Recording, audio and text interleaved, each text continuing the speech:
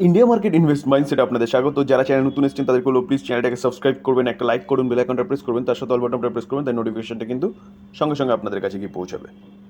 Sir Nifty ফিফটিকে দেখলে দেখা যাবে কিন্তু নিফটি ফিফটি লাস্ট ট্রেডিং সেশনে 22,326 পর্যন্ত কিন্তু গেছে।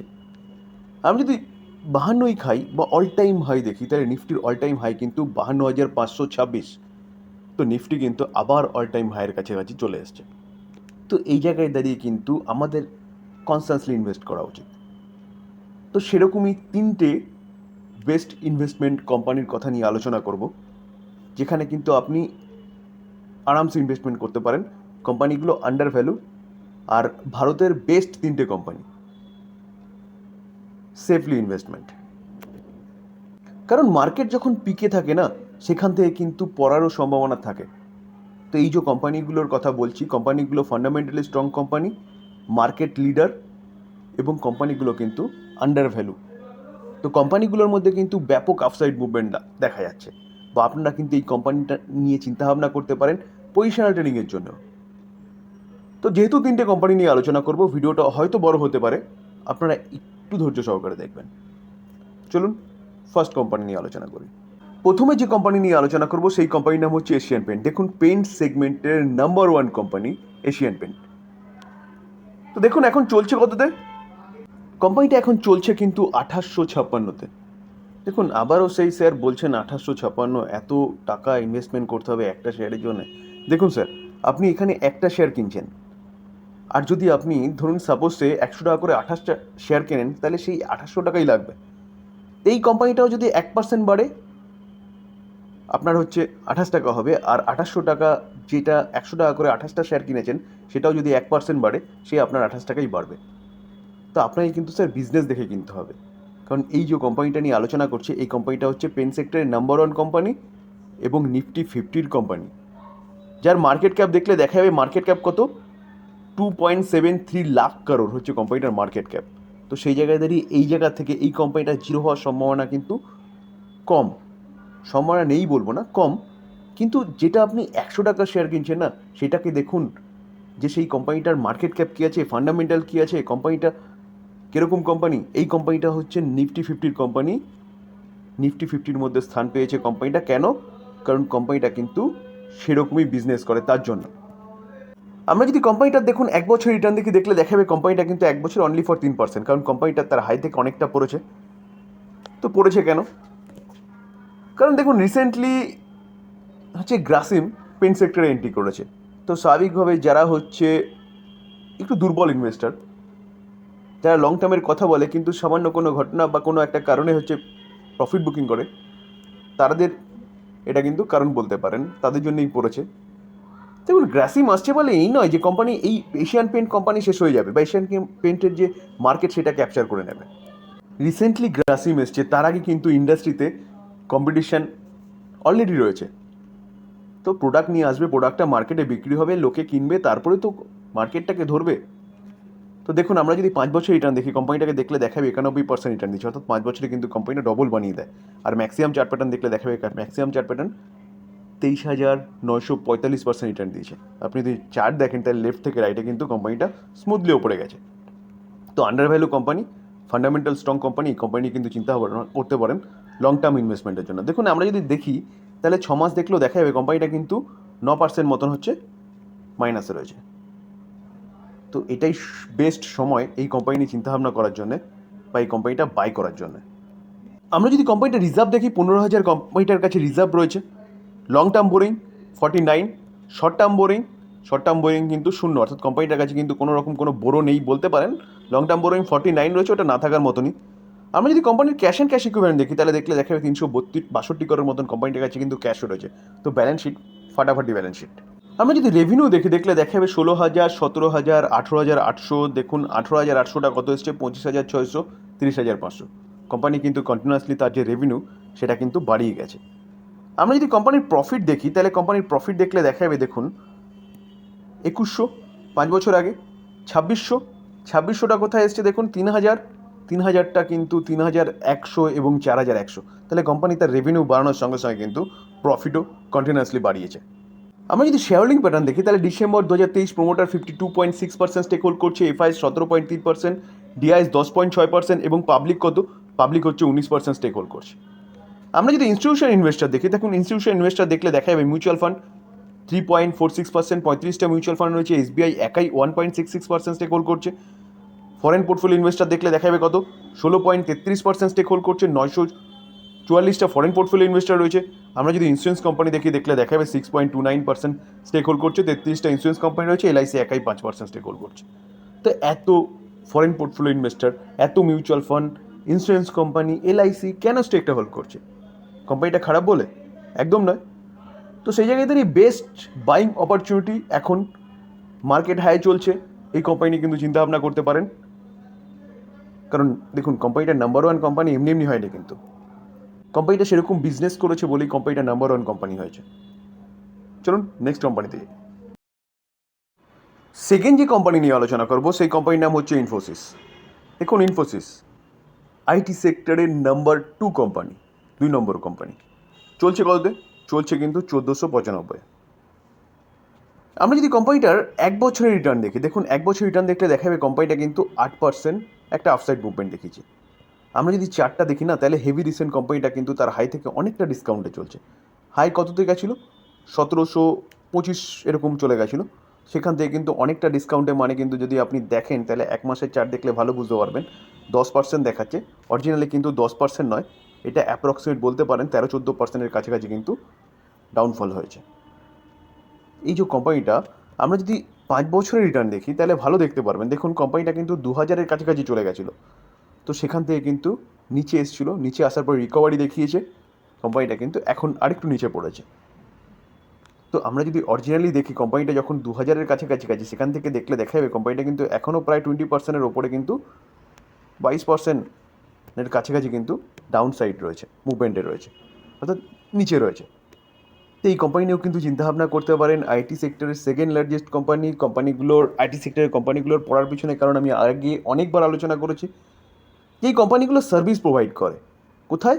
ইউএসএ এবং নর্থ আমেরিকা বলুন কি ইউরোপের দেশগুলো বলুন, যেখানে বলতে পারেন প্রায় 90% এই যে কোম্পানিগুলো আইটি সেক্টরের কোম্পানিগুলো, যতগুলো কোম্পানি আছে ইন্ডিয়ার, সার্ভিস প্রোভাইড করে কিন্তু ওই সব জায়গায়। তো সেখানে ইনফ্লেশনের জন্য সেই সব দেশের কোম্পানিগুলো কিন্তু কস্ট কাটিং করছিল, যার জন্য এই সব কোম্পানিগুলো, যেসব কোম্পানিগুলো সার্ভিস প্রোভাইড করে সেই সব কোম্পানিগুলোর কাছে অর্ডার কম আসছিল। এখন কিন্তু ভালো সময় আসতে চলেছে, কারণ ইনফ্লেশন কন্ট্রোলে চলে এসছে এবং ইউএস কিন্তু রেট কাটের কথা বলছে।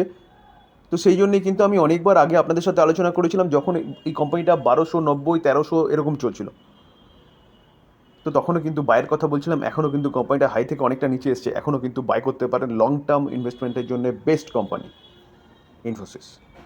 দেখুন আমরা যদি কোম্পানিটা রিজার্ভ দেখি তাহলে 64,000 করোড় কোম্পানিটার রিজার্ভ রয়েছে। লং টার্ম বোরোয়িং কিছু নেই। আমরা যদি শর্ট টার্ম বোরোয়িং দেখি, শর্ট টার্ম বোরোয়িংও দেখলে দেখাবে কিন্তু কিছু নেই, অর্থাৎ কোম্পানিটা কিন্তু পুরোপুরি ডেট ফ্রি কোম্পানি।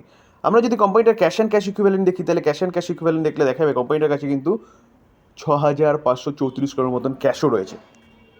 দেখুন আমরা যদি কোম্পানিটার রেভিনিউ দেখি দেখলে দেখাবে 75,000 করোড় 5 বছর আগে, তারপর 81,700, 81টা 88,300, 1,07,000, তারপরে দেখলে দেখাবে কোম্পানিটা কিন্তু কত এসছে 1,87,000। তাহলে কোম্পানি কিন্তু কন্টিনিউয়াসলি তার যে রেভিনিউ সেটা কিন্তু বাড়িয়ে গেছে।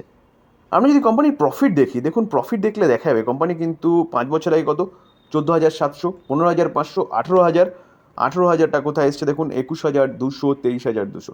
তাহলে কোম্পানির প্রফিটও কিন্তু কন্টিনিউয়াসলি বাড়িয়ে গেছে। আমরা যদি শেয়ার হোল্ডিং প্যাটার্ন দেখি, দেখুন December 2023 promoter only for 14.8% stake hold করছে, এফআইএস 33.7, ডিআইএস কিন্তু 35.8% স্টেক হোল্ড করছে, আর পাবলিককে দেখলে দেখাবে কত 15.4% স্টেক হোল্ড করছে। দেখুন এখানে প্রোমোটার কম, আপনি বলতে পারেন স্যার প্রোমোটার কম, প্রোমোটারের সঙ্গে সঙ্গে কিন্তু আপনি এফআইএস ডিআইএসকেও দেখবেন, তাহলে প্রোমোটার এফআইএস ডিআইএস মিলে অ্যাপ্রক্সিমেট কতটা স্টেক হোল্ড করছে? 84% কিন্তু স্টেক হোল্ড করছে এফআইএস ডিআইএস এবং প্রোমোটার মিলে। তো এতটা কেন স্টেক হোল্ড করছে এফআইএস ডিআইএস? দেখুন এফআইএস কতটা 33%, ডিআইএস 35%, কেন হোল্ড করছে? কারণ কোম্পানিটার বিজনেস সেরকম, কোম্পানিটা কিন্তু সেরকমভাবে কাজ করে বলে। এগুলো হচ্ছে সেফেস্ট ইনভেস্টমেন্ট, অর্থাৎ চোখ বন্ধ করে ভরসা করার মতন investment.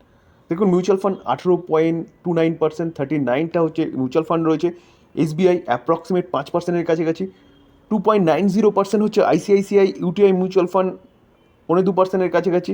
HDFC mutual fund 1.63%, Aditya Birla 1.12%। কেন হোল্ড করছে? দেখুন foreign portfolio investor 32.70, 1277টা foreign portfolio investor রয়েছে, যেখানে government of Singapore 2.48% stake held করছে, ভেনগার্ড 1.28% স্টেক হোল্ড করছে, vanguard emerging market stock index fund 1.28% stake hold করছে, গভর্নমেন্ট পেনশন ফান্ড কিন্তু 1.25% স্টেক হোল্ড করছে। আমরা যদি ইন্স্যুরেন্স কোম্পানি দেখি, দেখুন ইন্স্যুরেন্স কোম্পানিকে দেখলে দেখাবে কিন্তু কতটা স্টেক হোল্ড করছে, 14.77%, 48টা ইন্স্যুরেন্স কোম্পানি রয়েছে, এলআইসি একাই অ্যাপ্রক্সিমেট 10%-এর কাছাকাছি স্টেক হোল্ড করছে, এসবিআই 1.20%, আইসিআইসিআই 1.12% এবং national pension trust system trust 1.85%। কেন হোল্ড করছে?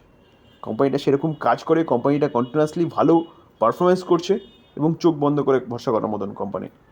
ওয়ার্ল্ডে 3 নম্বর আইটি সার্ভিস প্রোভাইড করা কোম্পানি এবং ভারতবর্ষে 2 নম্বর আইটি সার্ভিস প্রোভাইড করা কোম্পানি। তো এই কোম্পানিগুলো না আপনি ইনভেস্টমেন্ট করে ঘুমিয়ে পড়লেও এই কোম্পানিগুলো আপনি কিন্তু আপনাকে টাকা বানিয়ে দিয়ে যাবে। কোম্পানিটা তো আপনাকে ক্যাপিটাল গেন বানিয়ে দেবেই, তার সাথে কিন্তু কোম্পানিটা ভালো একটা ডিভিডেন্ড ওর দেয় 2.37%। ফার্স্টে যে কোম্পানি নিয়ে আলোচনা করেছিলাম অর্থাৎ এশিয়ান পেন কোম্পানিটা কিন্তু ভালো একটা ডিভিডেন্ড দেয়। কত ডিভিডেন্ড ইল 0.29%।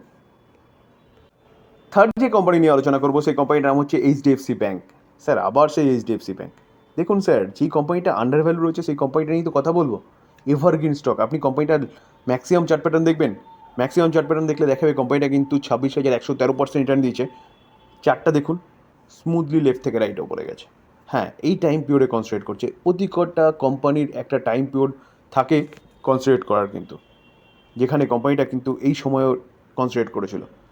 এই সময় প্রায় 2 বছর থেকে 3 বছর কোম্পানিটা কিন্তু চলেইনি। কোন সময়ের কথা বলছি? এটা কিন্তু লেমন ব্রাদার্স যে ব্যাংকটা কোলাপস হয়েছিল সেই সময়ের কথা বলছি। তাই বলে কোম্পানিকে আর ওপরে ওঠেনি। দেখুন কোম্পানি কিন্তু তারপরে ভালো রিটার্ন বানিয়ে দিয়েছে। তো এরকম টাইম পিরিয়ড চলেই স্যার। আইটিসিকে সবাই 200 টাকার কোম্পানি বলতো, কেন? আইটিসি লিটারেলি 3 থেকে 3.5 বছর কিন্তু 200 টাকাতেই পড়েছিল, উঠছিল আবার ঘুরে ফিরে 200, উঠছিল আবার ঘুরে ফিরে 200। তা আইটিসি এখন কোথায় রয়েছে? তো সেই জায়গায় দাঁড়িয়ে স্যার এই কোম্পানিটা আমরা যদি 1 বছরের চার্ট দেখি, কোম্পানিটা 8% মাইনাস রয়েছে, ডাউনফল হয়েছে। এর জন্যই কিন্তু আন্ডার ভ্যালু বলছি, কোম্পানিটা তার ভ্যালুয়েশন থেকে অনেকটা নিচে রয়েছে। তো বাই করার কিন্তু বেস্ট সময় এই কোম্পানিটা। এই যে এইচডিএফসি ব্যাঙ্ক নাম্বার 1 ব্যাঙ্ক, কেন নাম্বার 1 ব্যাঙ্ক হয়েছে? নিশ্চয়ই খারাপ কাজ করেছে বলে নাম্বার 1 ব্যাঙ্ক হয়নি, নাম্বার 1-এর মতন কাজ করেছে বলে কোম্পানিটা নাম্বার 1 ব্যাঙ্কে গিয়ে পৌঁছেছে। তো একটু খারাপ সময় চলছে, কারণ কি? কারণ এইচডিএফসি ব্যাঙ্কের সাথে এইচডিএফসি লিমিটেডের মার্জার হয়েছে, আর মার্জার যখন থেকে হয়েছে তখন থেকে কোম্পানিটার খারাপ সময় স্টার্ট হয়েছে, বা মার্জারের নিউজ জবের থেকে এসছে। কেন? কারণ প্রচুর আউটফ্লো হয়ে গেছে ব্যাঙ্কটা থেকে। কারণ দুটো কোম্পানি ইন্ডেক্সের পার্ট ছিল, যখন দুটো কোম্পানি ইন্ডেক্সের পার্ট হয়ে যায় এবং মার্জ হয়ে গেছে, স্বাভাবিকভাবে একটা কোম্পানিকে তো ইন্ডেক্স থেকে বেরিয়ে যেতে হবে। তো ইন্ডেক্স থেকে বেরিয়ে যাওয়া মানে মার্জ হয়ে যাওয়ার পরে তার তো অস্তিত্ব নেই এইচডিএফসি লিমিটেডের।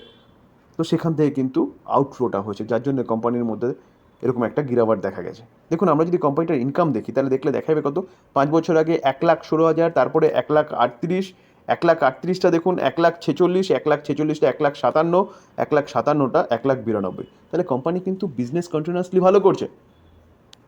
আমরা যদি ব্যাংকটার প্রফিট দেখি, দেখুন প্রফিট দেখলে দেখাবে কিন্তু 5 বছর আগে 21,000, 26,200, দেখুন 26,200টা 31,100, 31,100টা কোথায় এসছে? 36,900, 44,100। তাহলে কোম্পানির রেভিনিউ কোথাও পড়েনি, কোম্পানির প্রফিটও কিন্তু পড়েনি। পড়ার পিছনে কারণ হচ্ছে কোম্পানির মধ্যে থেকে আউটফ্লো। তো এই জায়গায় দাঁড়িয়ে কিন্তু এই কোম্পানি নিয়ে চিন্তাভাবনা করা যায়। দেখুন শেয়ার হোল্ডিং প্যাটার্ন দেখলে দেখা যাবে December 2023 promoter zero. Promoter zero মানে প্রোমোটার কেউ নেই। দেখুন প্রোমোটার কেউ নেই স্যার, আপনি কোন কোম্পানি নিয়ে কথা বলছেন? দেখুন এফআইএসডিআইএস 83% স্টেক হোল্ড করছে, পাবলিক 16% স্টেক হোল্ড করছে।